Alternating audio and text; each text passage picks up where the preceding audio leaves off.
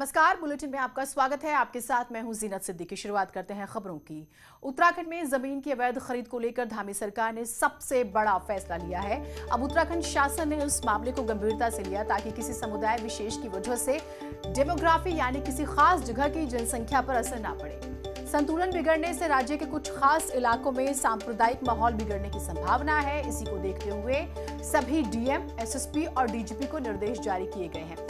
हर जिले में एक समिति बनाई जाएगी जो इस समस्या से निपटने के लिए सुझाव देगी। इसके अलावा जिन इलाकों में सांप्रदायिक संतुलन सही नहीं है वहां शांति समिति बनाने को कहा गया है। वहीं असामाजिक तत्वों पर कड़ी कार्रवाई के निर्देश दिए गए हैं।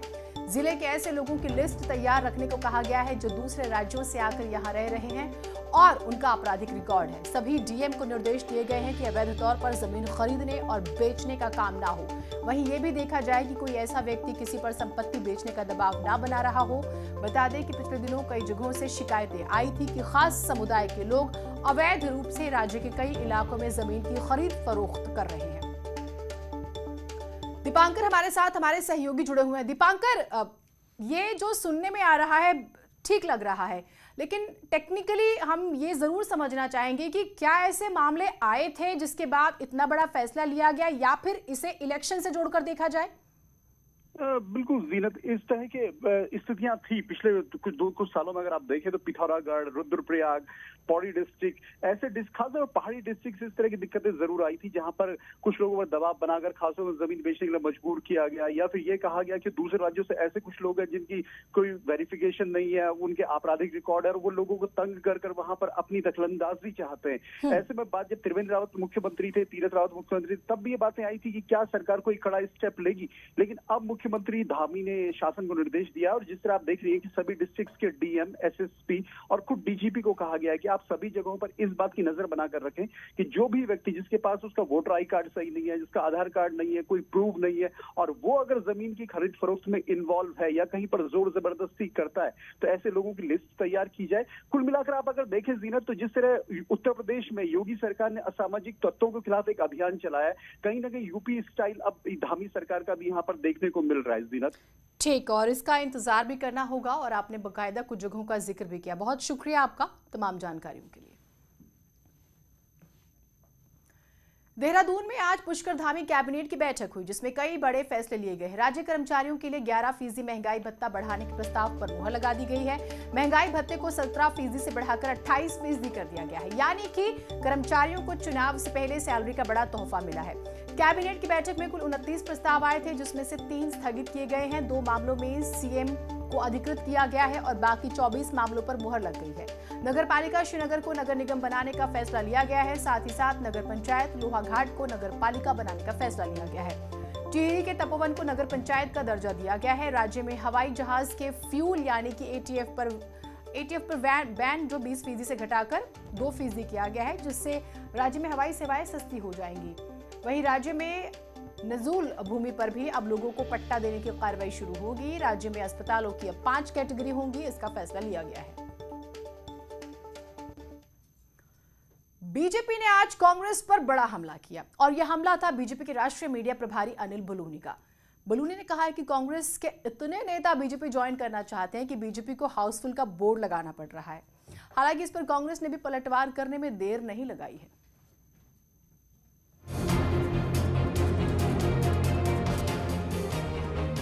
राज्यसभा सांसद और बीजेपी के राष्ट्रीय मीडिया प्रभारी अनिल बलूनी शुक्रवार को देहरादून दौरे पर रहे। इस दौरान बलूनी ने दावा किया कि उत्तराखंड में बीजेपी एक बार फिर फुल मेजॉरिटी के साथ आ रही है।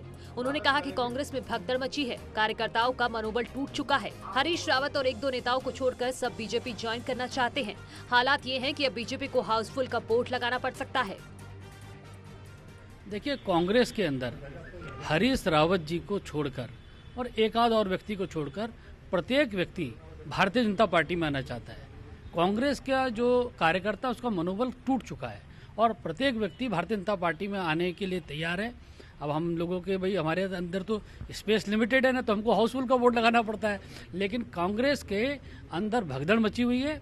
प्रत्येक व्यक्ति भारतीय जनता पार्टी की सदस्यता लेना चाहता है और यही इस बात का द्योतक है कि उत्तराखंड के अंदर भारतीय जनता पार्टी पुनः एक मजबूत मेजॉरिटी के साथ आने वाली है। सारी कांग्रेस और अन्य दल भी भारतीय जनता पार्टी का जुड़ना चाहते हैं। अनिल बलूनी के बयान पर जवाब कांग्रेस की ओर से भी आया।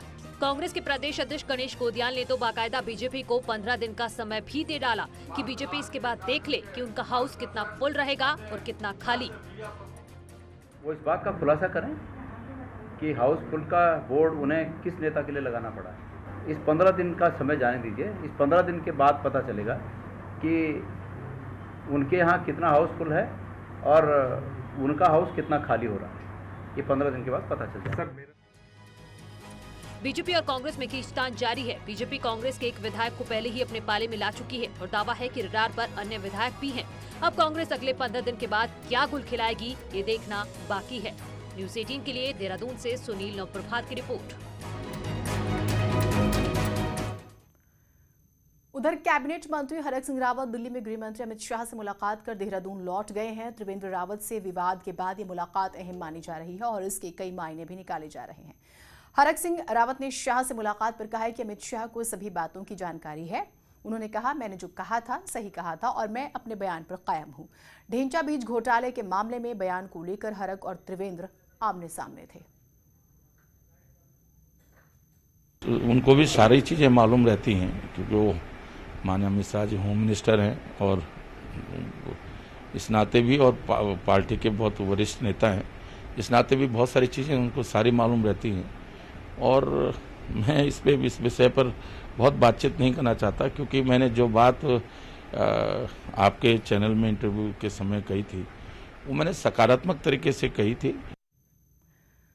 पूर्व मुख्यमंत्री हरीश रावत के उत्तराखंड में किसी दलित को मुख्यमंत्री के तौर पर देखे जाने की इच्छा वाले बयान पर बीजेपी के राष्ट्रीय मीडिया प्रभारी और राज्यसभा सांसद अनिल बलूनी ने आड़े हाथों लिया। बलूनी ने न्यूज़ 18 से कहा कि हरीश रावत के पास जब दलित सीएम बनाने का मौका था तब तो वो खुद सीएम बनने के लिए धरने पर बैठ गए थे। वो दलितों के लिए सिर्फ बोलते हैं, करते कुछ नहीं है। अंग्रेजी की वो किताब है जो देखने में पसंद आती है लेकिन समझ नहीं आती है। इनका यही हरीश रावत जी का पूरा कामकाज है। वो एक दलित मुख्यमंत्री की बात करते हैं लेकिन दलित को मुख्यमंत्री बनाना नहीं चाहते। ऐसे मौके उनके पास कई बार आए, वो मुख्यमंत्री रहे, वो दलितों के कल्याण के लिए बहुत सारे काम कर सकते थे लेकिन उन्होंने कभी किए नहीं। 2012 में तो वो अपने आप धरने पे बैठे हुए थे मुख्यमंत्री बनने के लिए। वह तो पूरी ताकत से वो दिल्ली में धरना डाले हुए थे।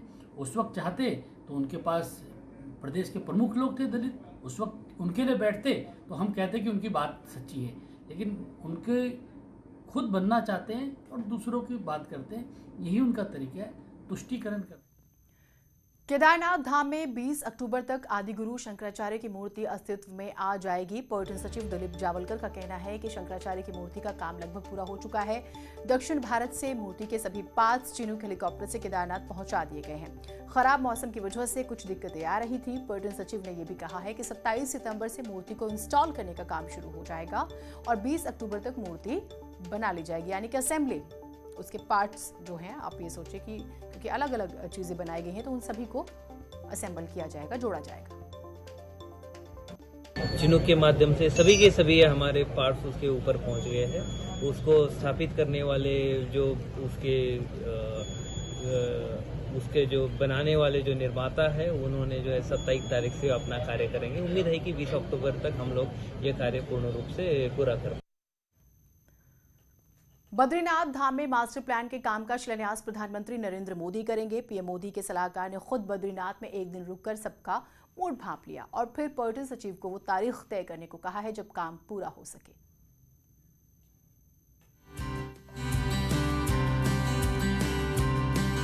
चारधाम में बद्रीनाथ धाम का विशेष महत्व है और अब इसी धाम को स्मार्ट बनाने का काम मेगा मास्टर प्लान से होगा।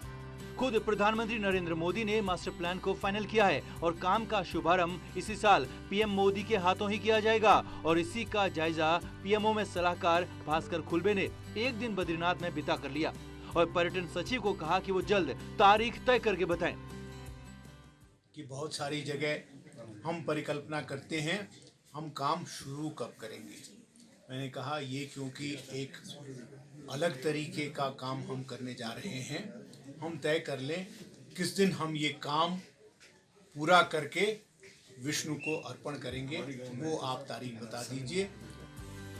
केदारनाथ में आपदा के बाद पुनर्निर्माण के काम की मॉनिटरिंग लगातार प्रधानमंत्री खुद कर रहे हैं और केदारनाथ धाम में वो काम नजर भी आया है। वहीं अब प्लान बद्रीनाथ धाम को स्मार्ट बनाने का है और इस काम में पीएमओ की टीम से लेकर राज्य सरकार तक लगी हुई है, ताकि आने वाले वक्त में दुनिया भर से आने वाले श्रद्धालुओं के लिए यहाँ आना नया अनुभव हो।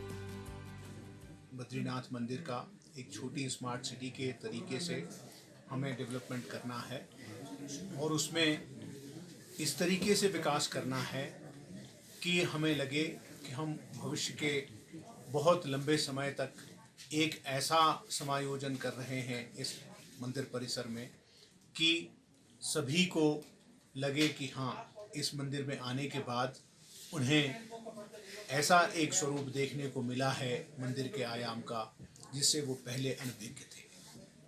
देखिए, मास्टर प्लान का काम तो वहाँ काफ़ी पहले से शुरू हो गया है और पैसा भी स्वीकृत हो गया है और काम की अब अंतिम, जैसे कहते हैं कि फाइनलाइज टच देना है प्रधानमंत्री जी के आशीर्वाद से, उनके नेतृत्व में। बद्रीनाथ के साथ पीएमओ की टीम केदारनाथ भी पहुंची और फिर देवस्थानम बोर्ड से नाराज तीर्थ पुरोहितों का मन भी टटोला, ताकि बद्रीनाथ में एक नई शुरुआत से पहले कोई सवाल बाकी न रहे। देहरादून से न्यूज़ 18 के लिए दीपांकर भट्ट की रिपोर्ट। उधर यूकेडी के पूर्व अध्यक्ष हरिद्वार से श्रीनगर की ओर जाते वक्त एक सड़क दुर्घटना में जख्मी हो गए। देवप्रयाग के निकट पंत गांव में उनकी गाड़ी अचानक अनियंत्रित होकर बद्रीनाथ हाईवे पर पलट गई और इस वजह से उसमें सवार दिवाकर भट्ट और उनका ड्राइवर जख्मी हो गए। दोनों को देवप्रयाग अस्पताल में भर्ती करवाया गया, जहां से उन्हें एयरलिफ्ट कर हायर सेंटर भेज दिया गया है। बताया जा रहा है कि उनकी गाड़ी का टायर फटने से यह हादसा हुआ। पिथौरागढ़ में फास्ट ट्रैक कोर्ट ने रेप के दोषी को फांसी की सजा सुनाई है। जिले में यह पहला मामला है जब रेप के दोषी को मौत की सजा सुनाई गई है। जनकराज पर खुद की सौतेली बहन के साथ लगातार 6 महीनों तक दुष्कर्म करने का आरोप लगा था। पीड़िता की उम्र महज 4.5 साल थी। मामला इसी साल अप्रैल में कोर्ट में पहुंचा और जिला जज जी के शर्मा ने सभी पक्षों को सुनने के बाद महज 6 महीने के भीतर सुनवाई पूरी करते हुए फांसी की सजा का ऐलान किया है।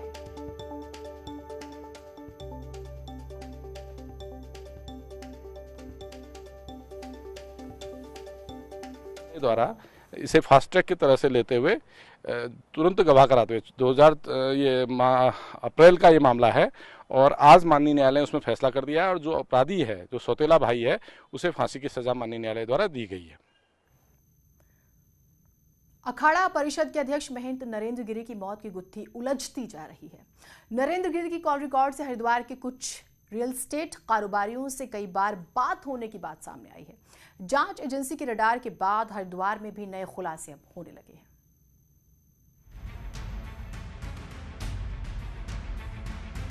धर्मनगरी हरिद्वार में कई अखाड़ों के मुख्यालय हैं। यहाँ पर अखाड़ों, आश्रमों और मठों के पास अकूत संपत्ति है।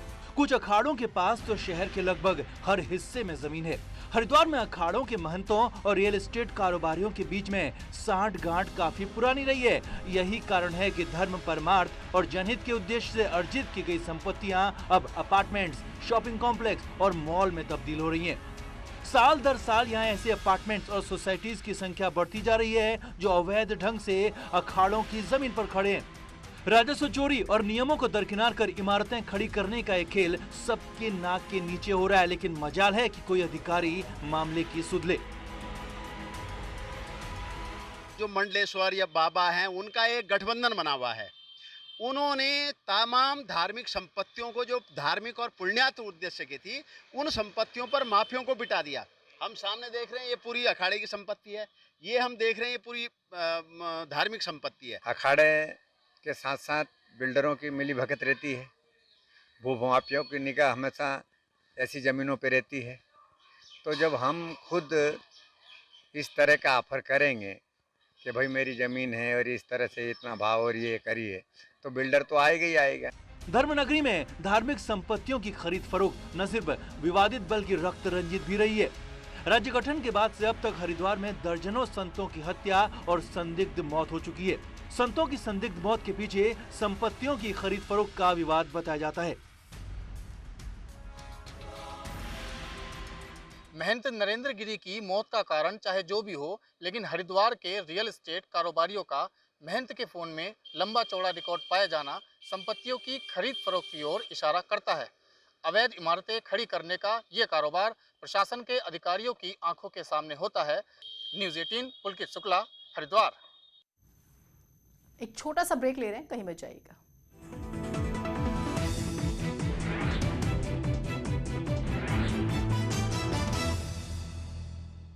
कोई बदलाव? राजधानी दिल्ली में पेट्रोल 101 रुपये 19 पैसे प्रति लीटर, जबकि डीजल 88 रुपये 62 पैसे प्रति लीटर पहुंचा।